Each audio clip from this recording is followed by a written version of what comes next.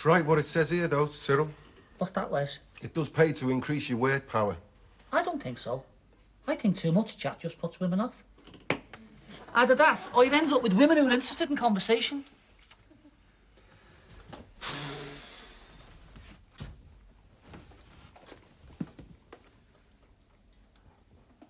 Oh,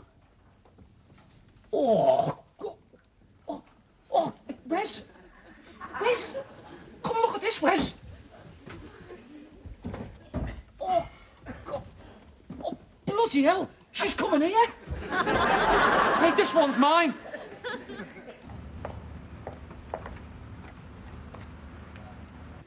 I'd seen it first. Bag's eye. All right, mine. I'm not here. If she asks me, you don't know where I am. I've left the country. I'm dead. Anything. You're a bad loser, you.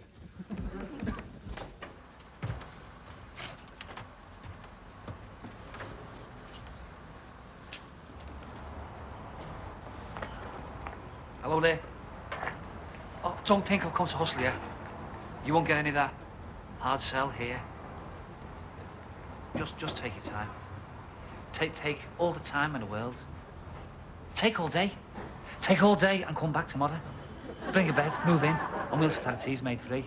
This place is owned by the McGregor brothers, isn't it? Yeah, that's right, love. I'm looking for one of them. Look no further. You've just found one of them. There's no good trying that on. I happen to know one of them. Yeah, well, I must be the other one. Yeah, I think you're trying to pull the other one and all. Will you just tell Wesley McGregor there's somebody here who'd like to, see him? He's not here. When will he be? Couldn't say, love. He comes, he goes. Can't pin him down, you know.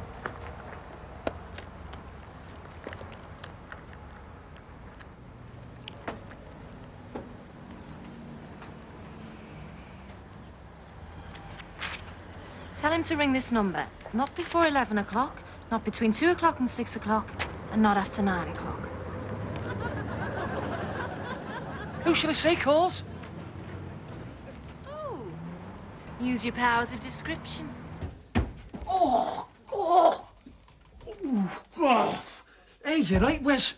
I must increase my word power. Wes? Has she gone? Yeah. Why don't you want to see it? Ever met a guy called Tony Cavanagh, have you? Depends. Well, that's his girl. You with me now? That's Tony Cavanagh's duty. Funny, she does absolutely nothing for me. In fact, if anything, I find her slightly repellent. Where'd you meet her? At the convent. Sisters of Mercy. You met that? At a convent? When I took my mum to see that old girl that she knew that the nuns was looking after. You know, we had the teeth kicking around the bathroom for months. The one who assaulted that young doctor. Oh, that's right. And they confiscated the teeth and took her off the stout. Oh, when I'm that age, I still need restraining and all. Well, anyway, this one's there and all. Visiting someone. And she's giving me the eye all the time in the ward, like. And then outside, she's out there again in the car park, cracking on that a car won't start. So Muggins here goes over there and gives her a hand. And all the time she's making it dead obvious she's just after one thing. How? How is she making it obvious, Wes? How? But don't you know, Cyril? How? No. Well, in my opinion, you're better off that way. Any road, she slips me this piece of paper with a telephone number on it. Just give you another one. It's the same one. And all this stuff about not before 11 o'clock, not between 2 o'clock and 6. Yeah. But how did you know she was Tony Cavanagh's duty? I mean, who warned you off? Mother Superior. The Mother Superior? How does she know Tony Cavanagh? I mean, he's the biggest villain since Al Capone. Seems he's a big benefactor of their orphanage. I've heard that. He's supposed to be very good at the children of the victims. Changed everything round at Speedy Save. It's terrible. Oh, he's a little Hitler, the manager in there. Oh, fine, nothing. It's just everyone milling round, going here for that and then over there for something else. Only it's not there anymore. And then you're going all the way back to the fruit and veg, because that's where the tins of pilchards are now. And the bread isn't at the bread end anymore. It's down in the corner, under where it says household requisites. Oh, I think it's the breakdown of civilization. There was one woman started screaming. I mean, that's what civilization is, isn't it? Knowing where to get things. If you don't know that, you might as well be in the jungle. Hiya, ma'am. Oh. Hi, Mum. Hello, Glenys. Auntie Mary was asking after you, Cyril. Nice of her. Which one's your Auntie Mary? You know, she's been putting things to one side ever since we first got engaged. Saving things that come in handy when we have kids and that. Oh, aye. Why she was asking, like, she said some of the things she started saving aren't even rationed anymore. So she's wondering should she hang on to them. Some chunky cod results for you on the draining board, because I don't know what time we'll get back. You know what it's like when you get caught up in the social world at the laundrette.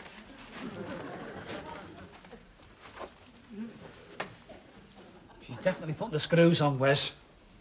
It's where you're going wrong, Cyril. You're not paying enough attention to female psychology. Female psychology. I'll give you that in 2 words. Getting married. Where have you been, Cyril? Things have been happening. The women's movement, Jermaine Greer, the naked eunuch. You've got to encourage her to develop herself as a fully rounded person. I know fair dues, Wes. That is one department where you can't fault Glynis. She is very well developed. It's just because she's got a tendency to stoop, because when she really stands up straight, it's surprising. I'm talking about her mind, her personality. Mind? Personality? This is Glynis we're talking about. Mind? Yeah, well, all right, Cyril, but she must have some kind of dream. I'll give you a clue, Wes. She used to stand outside jewellers' windows. Now it's estate agents. Then what you need to do, Cyril, is show her a blinding glimpse of the promised land. To be honest, I don't think I'm that good at, you know. Mind you, it's never been like Harold Robbins for me, neither. I like it, but I've never seen rockets going off and stars exploding. Here, look. Property for sale. Superior executive estate. Executive-style prestige house on exclusive development. Modern Georgian semi-detached executive bungalow. Just look at the prices, will you? How can I afford a house like that? It's like trying to explain Einstein's theory to an averagely intelligent crustacean. Of course you can't afford one of these. That is the whole point. You show her this wonderful house. Which one? Any wonderful house. Then she can just see herself in it. And then you say, that is what I want for you, Glenys. Nothing less is good enough for you. I don't mind waiting to marry you until I can afford to carry you over the threshold of that dream. And not before? If that's it, I'm not in. Do your thing, you know.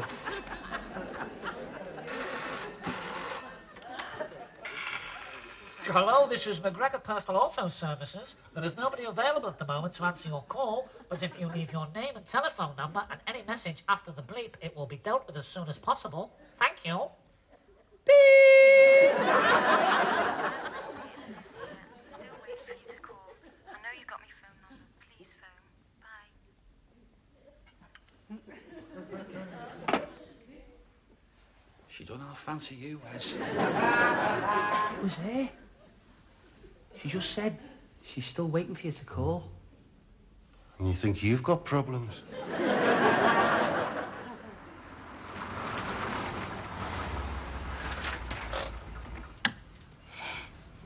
What are you stopping here for? Thought you said we were going for a drive. That's it. This is where we're driving to. What do you think of that house there? Very nice. I still don't think this is a very good place. Don't you like it? I know the house is empty. I still feel it was being overlooked. No, I'm asking you. How would you like to live there? Oh, yeah. I can see me in a house like that. So can I. I mean it. That's the sort of thing I've got in mind for you, Glenn. Come on, let's have a look, eh? What? Look round in the house? I want to see how it looks on you, kid.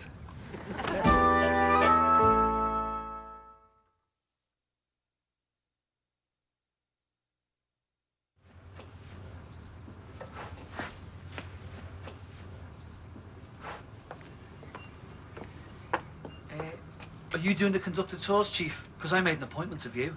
Mr. McGregor, is it? That's right. And this is Mrs. McGregor, yes? Will be one of these fine days. That's why we're having a deco round here. It's their sort of style, isn't it, love? Oh, yeah. I can just see myself. This is the one, though, isn't it?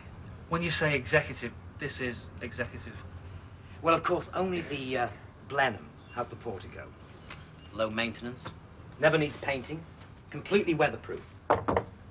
What I say is, if Christopher Wren had had fiberglass, he'd have used it like a shot. In true to light, of course, which you don't have on the Chatsworth, because the Chatsworth doesn't have the portico. It's just more of a, well, porch on the Chatsworth. Only an ordinary porch, like? Well, you've got to have somebody to look down on, haven't you? And the Chatsworth can look down on the Knowsley, because they've only got, how can I put it, a front door. Well, who do they look down on? That's why they're by the main road. They can look down on the people going past on the bus. I'll show you inside. What ice in it?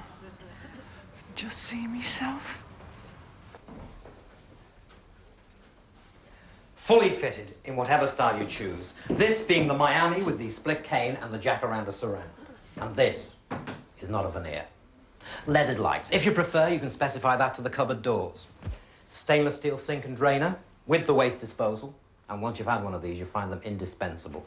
The carousel corner cupboard, completely standard with all work surfaces in the Blenheim. Hey, you'd starve to death in a kitchen like this. There's that many cupboards, you'd never be able to find a tin opener. How would you like to cook in a kitchen like this, Glenn? I can just see myself. Well, it shows he thinks a lot of you, Glennis, taking you to an house like that. Yeah. He's funny, Cyril, 'cause in little things he can be, I wouldn't say mean exactly, more careful. Oh, he takes after his dad there. He was careful. If you were queuing for the pictures or anything, he never minded if somebody pushed in. 'Cause he used to say that way, by the time you get to the front, they might have sold out and you could save the money. There was queues for all sorts in them days. You could save quite a bit. Did he leave you well provided when he went, like? Well, with the little policy I had and what I had put by, I didn't know what to do with the money. In the end, I had my shoes sold nailed for the funeral. Well, you got to be decent, haven't you? Well, what about all he'd saved? By his ingenious method of queuing up? Oh, if I knew the answer to that. I went through that house. I had the floorboards up. I never had another night's comfort out of that mattress. I ruined it and found nothing. Well, when I say nothing, there was 10p halfpenny in copper, a surgical truss, and half a set of false teeth. How they got in the mattress, I'll never know. But it was second-hand when we had her. Hey, have you seen the time? We'll have to go home and get ready for work. You're all right. The bus doesn't go till 1:30. I'll give her a lift. No, petrol's dear, and Cyril's saving for an house. It's all right, Wes. And never mind the bus, if we start now, can walk and save the fare. Give us a kiss, Cyril. Ooh. See you in the club. Yeah, see ya. Oh, well, I better see what I can do with that spam. It's been there long enough. You know something? You are a genius. Let's just say a profound student of human nature, Cyril. Terrific wheeze all the same, Wes. Well, you got to take some of the credit yourself. I mean, it had to be done right. You was the Alan Hansen, I was the Kenny Dalglish. That's it, I can feel it in my bones.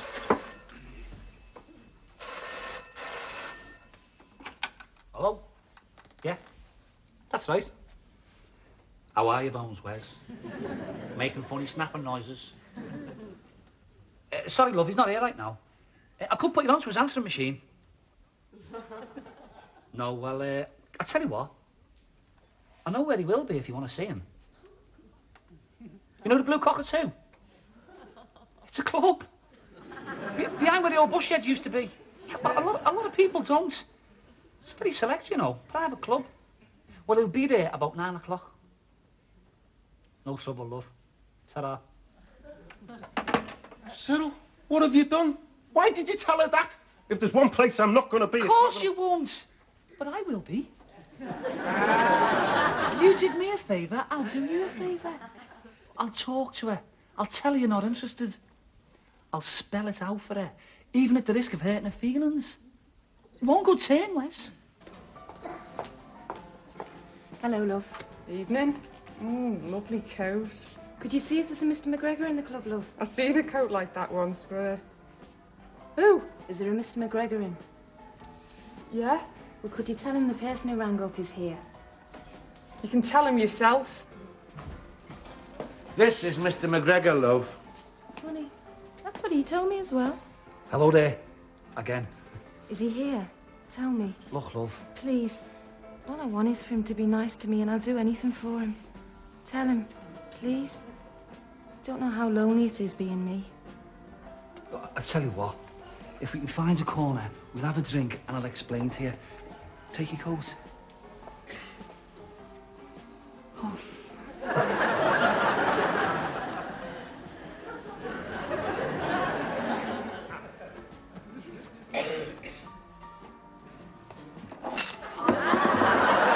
I'll have to buy a drink. Who's your letter to, Wes? It's just one I'm writing to take my mind off other things, ma'am. It's to the Duke of Edinburgh. Read it to us, then. Dear Royal Majesty. No, Wes, not Majesty. She's Majesty, he's Highness. That's why they've got HRH on that Jubilee biscuit. And there's me calling him Majesty. Probably why he hardly ever writes back. And he wrote, Dear Royal Highness, as President of the CBI, the Confederation of Black Industrialists, I am aware of your keen interest in the Sport for All campaign. Have you noticed there is one particular sport that is close to your heart and hardly anyone is playing it? Certainly round here, and that is polo. I don't know why this is, as there is plenty of room for it where the docks and factories used to be. Now, with your support and limited funding to the tune of £1 million to get the ball rolling, the Confederation and myself personally will do everything in our utmost to bring polo to the working classes. I'm sure you will agree with me that the social benefits will be well worth it, as I have never heard of a person that plays polo regularly going on strike or being a flying picket. And I'm sure you haven't either, and you must know many of them.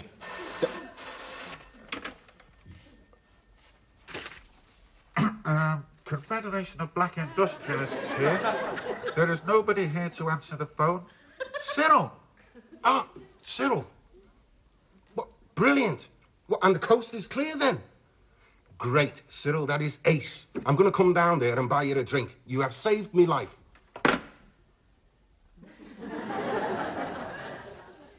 Oh, it's sad, really. She's like the bird in the gilded cage. She's got everything. Money, clothes, car, big house in Egbert with a jacuzzi in the garage. And the thing is, he just ignores it all the time. Well, I've heard that myself. According to her, he only thinks of it as a bit of decoration around the place. And he's always off doing whatever it is he's doing. She doesn't like to ask. And don't you ask neither, son. Really nice she seemed. And when our Wes spoke to her, she just seemed to fall for him. And you know, he's been terrified out of his wits. And quite rightly, when Big Tony's out to get you, you get got. You've had a lucky escape, son. He's just been telling me. Yeah, I know. What did you say to her, Cyril? Well, just told her, you know. What? Well, in view of the circumstances, I took certain liberties. Oh, come on, tell us what you said. I said, that you wasn't interested. That you weren't looking for a relationship of that kind. That the kind of person you were, you look for a more kind of, intellectual thing. And? And she said that was wonderful. Because most men was only interested in their body. And I said that certainly wouldn't apply in your case. Would you be in, the other way, like? You what? And that did the trick, definitely. You've put it around her, Only to her. And she tells her mates and it's all round town. Cyril, I have got a position that I occupy, you know. Not according to him. Don't worry. Wes, don't worry. She never gets to talk to anybody. Hardly. That's the trouble. Practically the only person who ever talks to her is Tony, and he's never there. Just as like personal attendants, and they're too scared to give it the time of day. But all the same, Cyril, It's like you keep saying about women's lib, Wes. Where have you been? It's nothing these days. Well, round our way, people can still be rude enough to snigger and point at your handbag, ducky. Yes, but which is better, Wes? That, or getting your legs attended to by Tony Cavanagh's highly trained team of osteopaths? Yeah. Best I could do.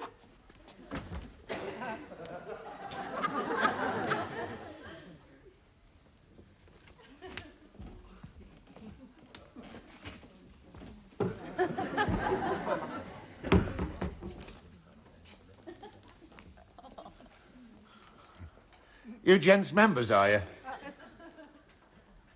That's all right, then. Looking for a fella called McGregor. A coloured fella. There's a friend of ours wants to see him. I did my best, Wes. God, when I think of all the money I lashed out on them dancing lessons.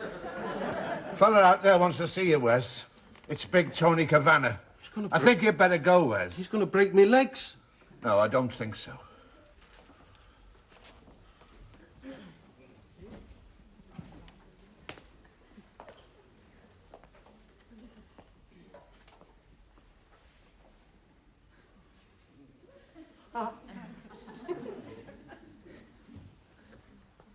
Hello there.